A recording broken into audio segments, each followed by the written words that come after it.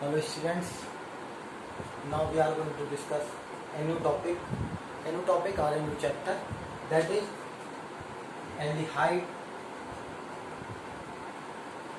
ketones and carboxylic acid। आज हम introduction part करेंगे इस नए चैप्टर का। तो बेसिक चीजें आज हम समझने की कोशिश करेंगे कि एल्डिहाइड्स क्या होते हैं, कीटोन्स क्या होते हैं, कार्बोक्सिलिक एसिड्स क्या होते हैं।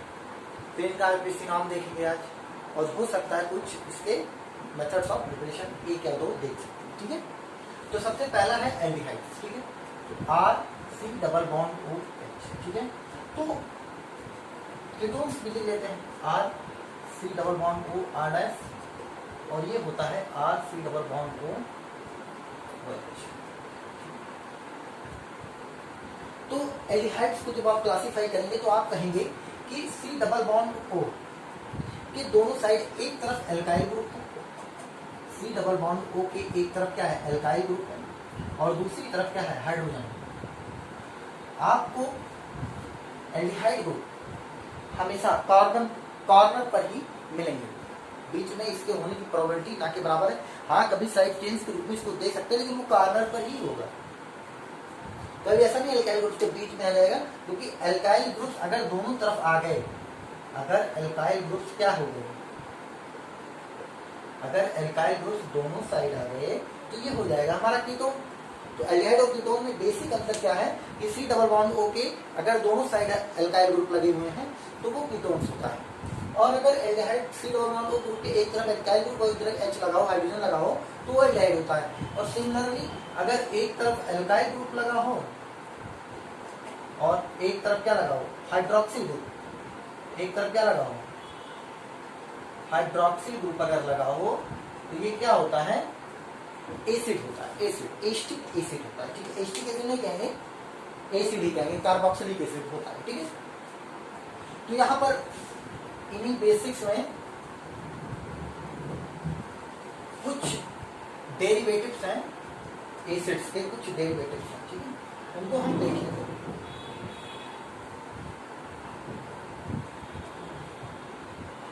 तो अगर R C double bond OH, that is called acid, that is called acid। अगर इसी OH ग्रुप को हटाकर हम यहाँ लगा दें chlorine, that is called oil chloride. इसका किसी नाम लिखते समय ऑयल क्लोराइड लिखते, ठीक है, या एसाइल क्लोराइड भी कहते हैं इसको, ऑयल क्लोराइड। अगर इसी Cl को हटाकर या OH ग्रुप को हटाकर क्या लगा दें, OR लगा दें, क्या लगा दें, OR, तो ये हो जाता है ईस्टर। ये क्या होता है, ईस्टर, और ईस्टर की बहुत ही स्वीट स्मेल होती है। अगर लैब में बहुत अच्छी चीजें महके तो वो क्या कहलाती है, वो क्या होती है, ईस्टर होती है। ठीक, अभी आगे इंट्रोडक्शन में देखेंगे उनका use.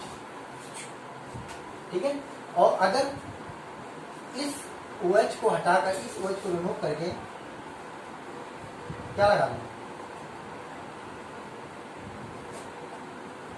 C double bond O, ठीक है, इस तरह लिखते O CO R H, that is called anhydride, that is called anhydride।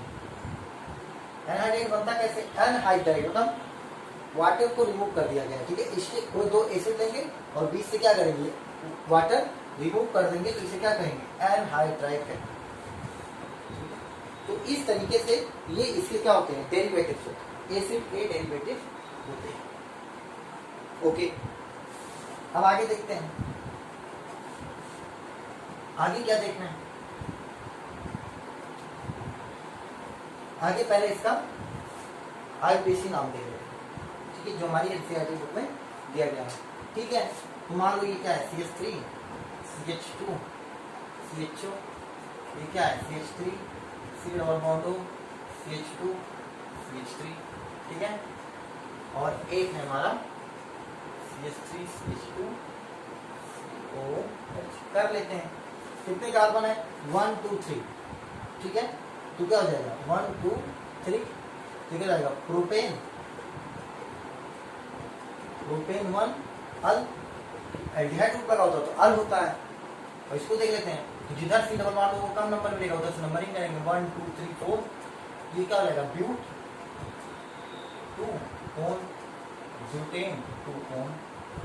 ठीक है, थर्ड है 1 2 3, ये क्या हो जाएगा प्रो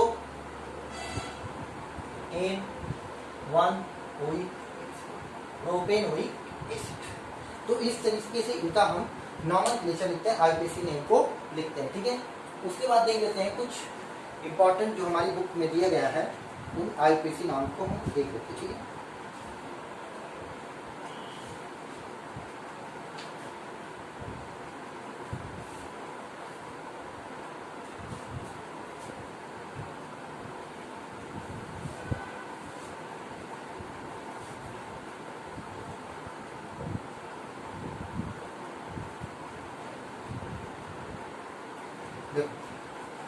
एक दिया गया है हमारा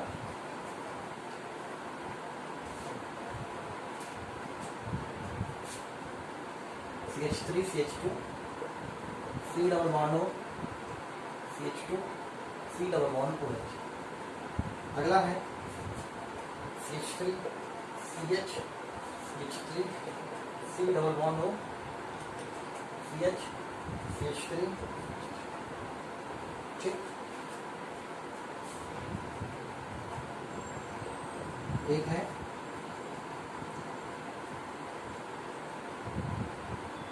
ठीक,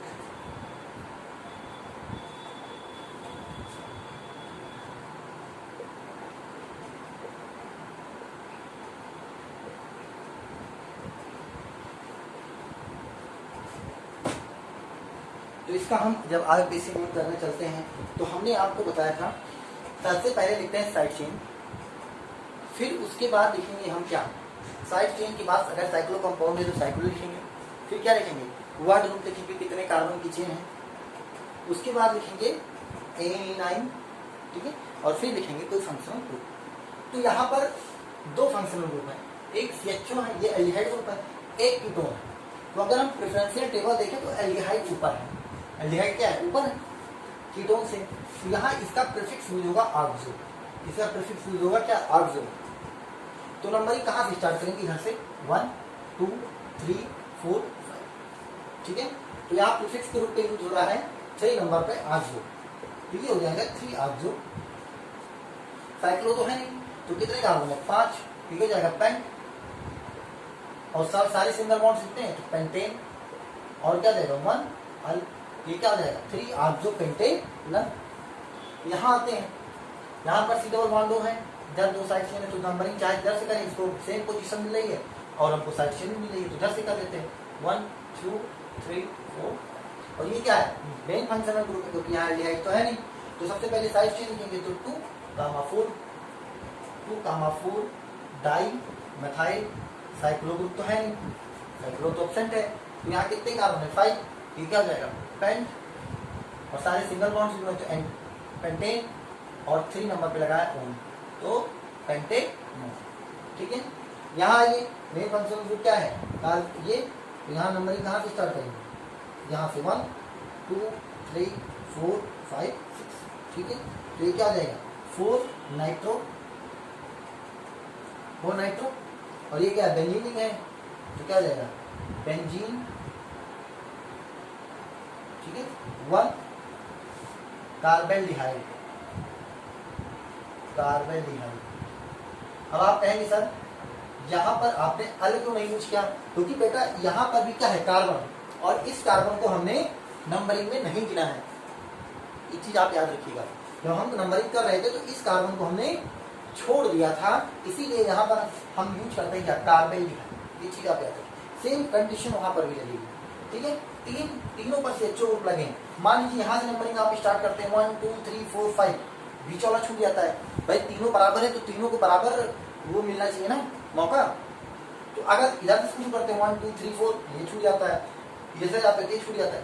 इस तरीके से हम किसी को भी क्या मानेंगे, सबको बराबर देने के लिए नंबरिंग इन सब को छोड़ देंगे, सारे कार्बन छोड़ देंगे 1 2 3, क्या लेंगे प्रोपेन 1 2 3 ट्राई कार्बेल्डिहाइड तो इस तरीके से हम नंबरिंग करते हैं। किसी को कोई प्रॉब्लम तो नहीं होनी चाहिए इन टॉपिक्स में आईपीसी में।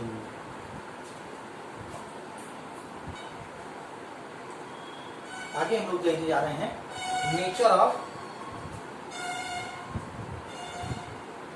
सी डबल बॉन्ड ओ। ठीक है, तो यहां पर क्या होगा, C double bond O present होता है। ठीक है, मान लीजिए इस तरीके का हमारे पास ग्रुप है, तो जाहिर सी बात है हमें पता है कि ऑक्सीजन क्या है, ऑक्सीजन ज्यादा इलेक्ट्रोनेगेटिव एलिमेंट है।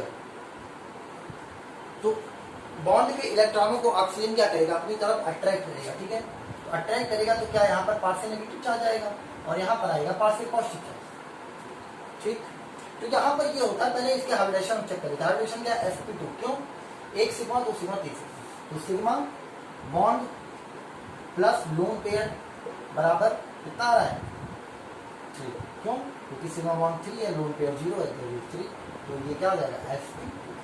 तो इस पर हाइब्रिडेशन कितना है, sp2 है, तो sp2 है और यहाँ पर ऑक्सीजन क्या ज्यादा इलेक्ट्रोनेगेटिव है, तो इस पर आएगा माइनस चार्ज और इस पर कार्बन पर आएगा प्लस चार्ज। तो जो न्यूक्लियोफाइल्स होंगे वो अटैक कहाँ करेंगे, जाकर पॉजिटिव सेंटर पर अटैक करेंगे, दैट इज कार्बन। तो ये कार्बन क्या कहलाएगा, न्यूक्लियोफिलिक सेंटर कहलाएगा।